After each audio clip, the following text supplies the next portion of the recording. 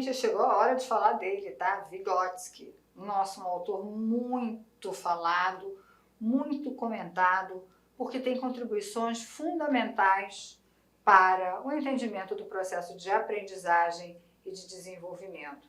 Na realidade, um autor que vem da psicologia, mas que vai olhar especificamente para a escola, especificamente para a educação, e buscar, então, entender processos que ali acontecem.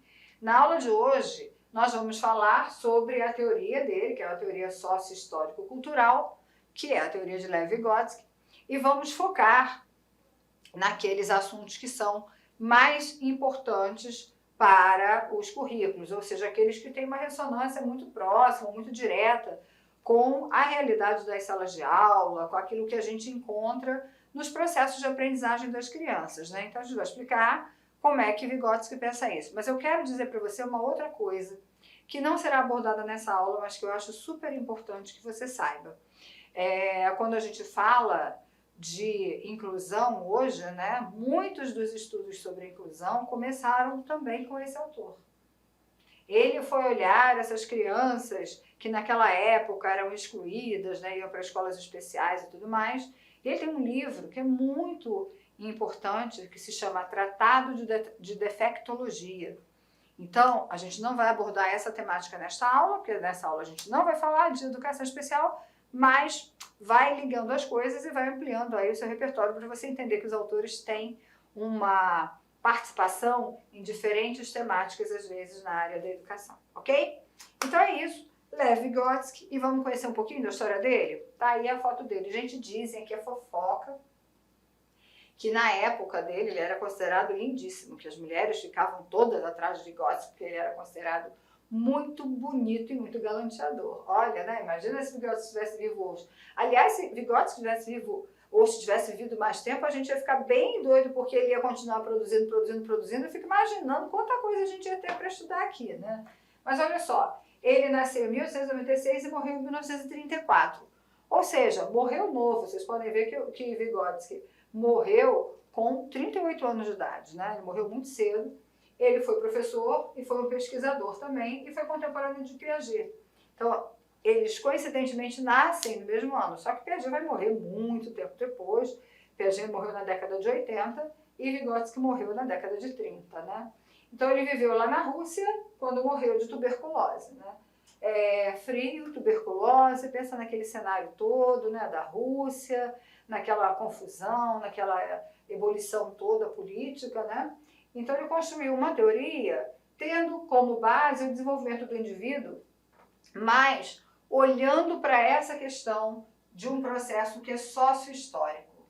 Ou seja, ele vai trazer o olhar do desenvolvimento do indivíduo pensando no tempo histórico em que o indivíduo vive, diferentemente do que fez Piaget.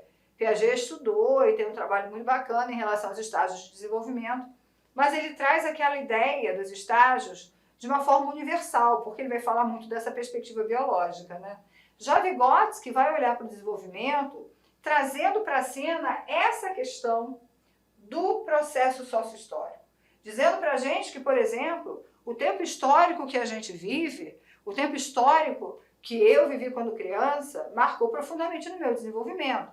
E o tempo histórico de hoje marca profundamente o desenvolvimento das crianças de hoje. Então ele vai fazendo uma teoria que nos permite aplicar e entender diferentes contextos sem trazer essa ideia de que todo mundo tem que ser igual, de que o desenvolvimento vai sempre se dar da mesma forma, tá?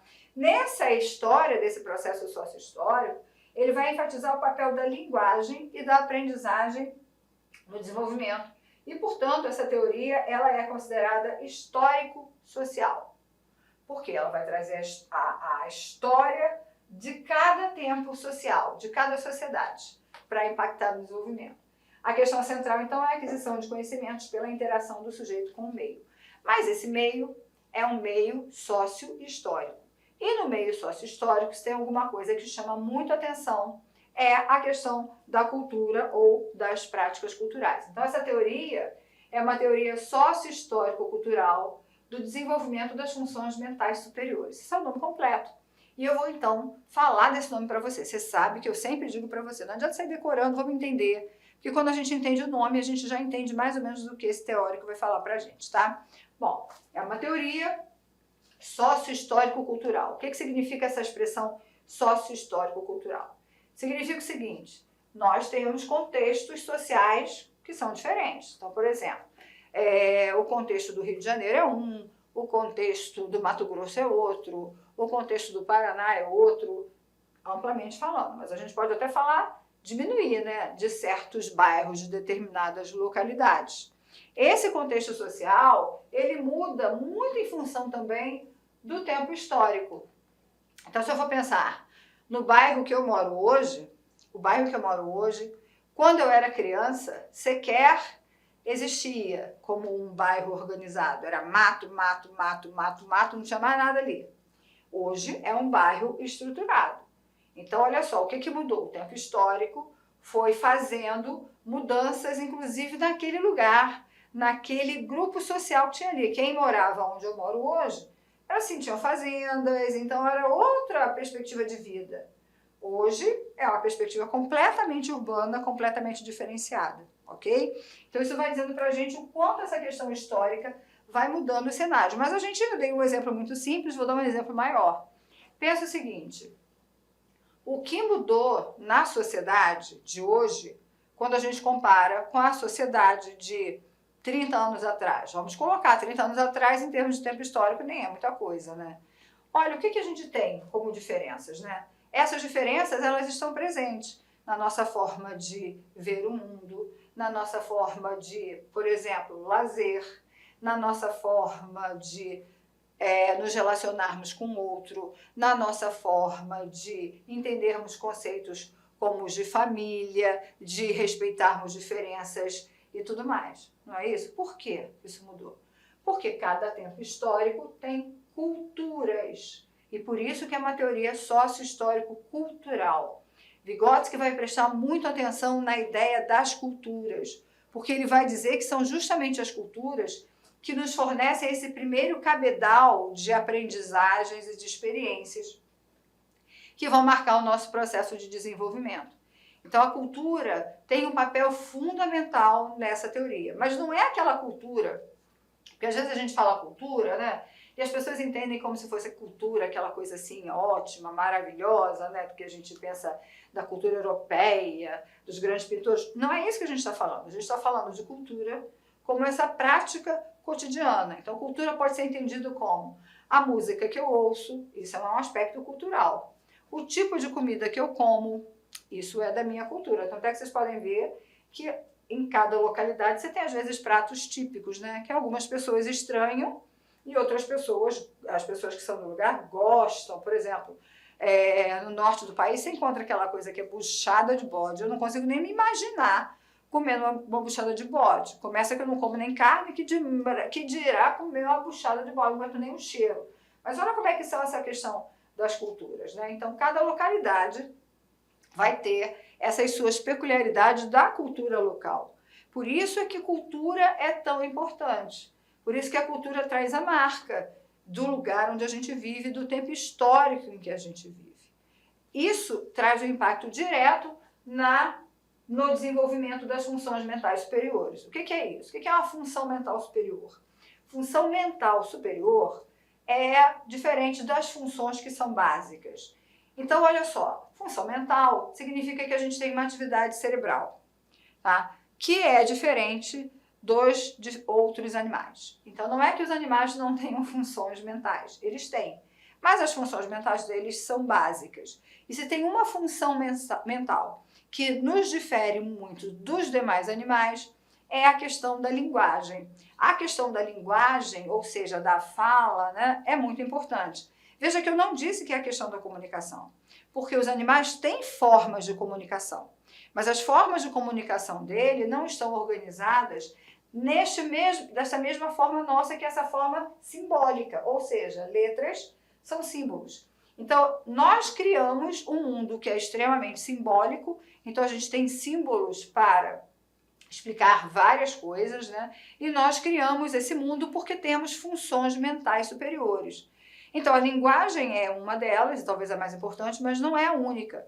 Se a gente for pensar, olha, a criatividade é uma função mental superior. Quem é que cria alguma coisa? Olha, tudo que está ao nosso redor, tudo que você conhece hoje no mundo, foi criado pela própria humanidade, em tempos diversos, a partir de situações diversas. Então, há essa ideia de criatividade, né, de criação. Como é que eu relaciono os fatos? Isso são coisas minhas. Como é que eu memorizo alguma coisa quando eu quero memorizar? Então, eu tenho aquela memória que é minha memória volitiva. Eu memorizo porque eu quero. Não estou dizendo que os outros animais não memorizam, mas normalmente a memória desses animais está muito mais ligado ao afeto ou então aos sentidos. Por exemplo, memória sobre os cheiros, memória sobre sensações, e não uma memória porque eu quero memorizar. Então, se eu disser um número de telefone aqui, eu vou dizer para você, memorize. E você vai ficar repetindo até memorizar, e você pode memorizar. Olha o que acontece. Então, esse tempo sócio-histórico-cultural tem um impacto grande nesse desenvolvimento das funções mentais superiores. Isso significa que, a depender dessas culturas que estão aqui ao nosso redor, eu posso ampliar o desenvolvimento de algumas funções ou não.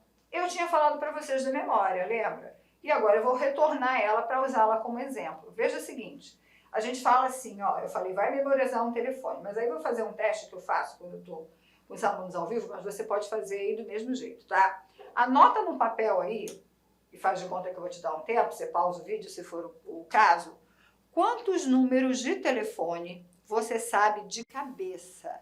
Não vale pegar cola, tá? Não vale olhar o celular, não vale nada. Anota aí. Faz de conta que eu dei o tempo, né? O reloginho já girou. Vamos lá. Diz pra mim, quem é que consegue hoje memorizar 20 números de telefone? Você tem 20 números de telefone memorizados? Não? Tá bom. 15? Não? 10? Não? 5? Alguns, talvez? Ou não? 3? 3? Pois é, gente, o que acontece? Nós temos um problema de memória. Olha só, vamos tempo para discutir essa situação. O que acontece é que hoje nós temos uma cultura que traz para a gente o telefone celular. Quando eu quero ligar para alguém, eu não procuro um número. Eu vou lá e procuro o nome da pessoa, aperto um botãozinho e falo com a pessoa. Nem presto atenção no número dela. Como eu vou memorizar? Essa cultura não me favorece essa memorização desses números. Então, o meu desenvolvimento desta função mental não é tão ampliado assim, porque eu não tenho esta necessidade, eu não exercito. Uma função mental, ela é elástica, então quanto mais eu uso essa função mental, mais ela se apresenta. Quanto menos eu uso, menos ela se apresenta. É o caso, por exemplo, da criatividade. A gente tem muita gente que diz assim, não sou nada criativo. Pare e pensa, quais são as situações que você tem na sua vida que te trazem a possibilidade de ampliar a sua criatividade. Às vezes até a situação existe, mas você já se coloca como não criativo e fala, não quero, né? Olha quantos problemas de memórias, né, de memória que a gente tem hoje, né? Tudo bem que a gente tem uma quantidade cada vez maior de conhecimentos que a gente tem que saber, mas a gente tem às vezes dificuldade de memorizar aquelas coisas básicas. Eu tô falando por mim, tá, gente? Sabe qual é o número de telefone que eu sei? O meu, eu sei ainda, às vezes quando eu até andei trocando, mas agora eu sei o número do meu telefone direitinho. E sei parte dos números de telefone das minhas filhas. Parte, porque eu misturo. Por quê? Você não fala com as suas filhas? Falo todos os dias. No entanto, é daquela forma, né? Pego a fotinha lá e falo. Ou falo por telefone, eu falo pelo WhatsApp, mas não vejo o número. E com isso, ele vai passando, e a gente não usa. E os processos de memorização, então, vão sendo impactados por essas culturas.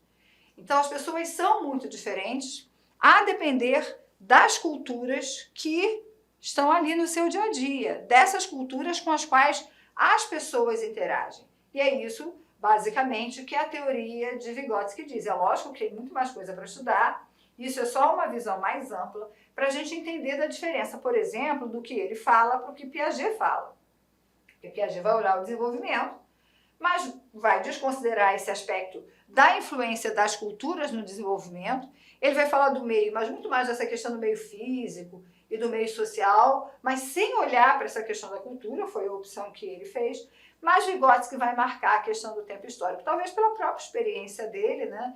Tão marcado por um tempo histórico de disputas políticas, de problemas sérios onde ele vivia, no país dele, então talvez isso faça com que ele tenha feito com que ele olhasse para essas situações. Na realidade, ele também teve muita contribuição da arte, porque ele também era formado em literatura, ele era um professor de literatura, e a arte, com as representações, né, daquelas peças de Shakespeare, por exemplo, traziam para ele essa reflexão de pensar por que é que a pessoa fez isso ou fez aquilo, por que ela se desenvolveu dessa forma. Olá, meus amigos, minhas amigas, sou o professor Lac. Inicialmente eu quero pedir licença aos seus estudos, mas essa videoaula do YouTube é uma videoaula demonstrativa, é uma videoaula demonstrativa.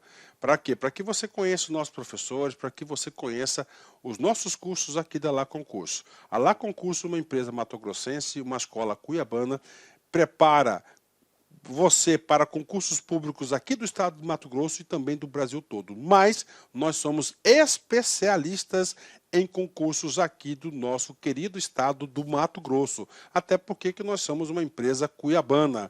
E claro que nós aqui da Lá Concurso, nós preparamos aí um rol de cursos online específicos para o concurso da Prefeitura de Itiquira.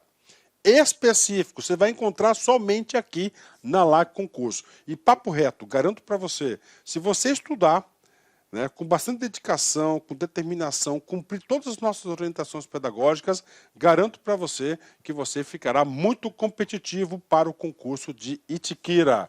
Então vem comigo, edital publicado, nossos cursos a partir de 10 parcelas de R$ 25,00, acesso imediato, porque as nossas videoaulas, grande parte delas já estão gravadas, já estão disponíveis na área do aluno. A banca é a Universidade Federal de Goiás. As inscrições vão do dia 6/9 até o dia 5/10 e a data da prova no dia 23/10 de 2022. Professor, rapidamente, quais são os nossos cursos? Preste atenção, tá? Preste atenção, aqui ainda faltou técnico em enfermagem, tá? Temos aqui nível superior, conhecimentos comuns 10 de 25, analista administrativo 10 de 35, analista jurídico 10 de 35, auditor de controle interno 10 de 35, contador 10 de 35, enfermeiro 10 de 35, faltou aqui, tá, o técnico de enfermagem também que é 10 de 35, professor conhecimentos comuns, área pedagógica, nível médio e técnico de informática, 10 de R$30 aqui. Então, esses são os nossos cursos online. Cara, gostou? Quer continuar assistindo essa videoaula? Vem fazer o nosso curso completo aqui da Lá Concurso por apenas esse investimento. Cara, não tem como ficar de fora. Vem estudar conosco aqui na Lá Concurso.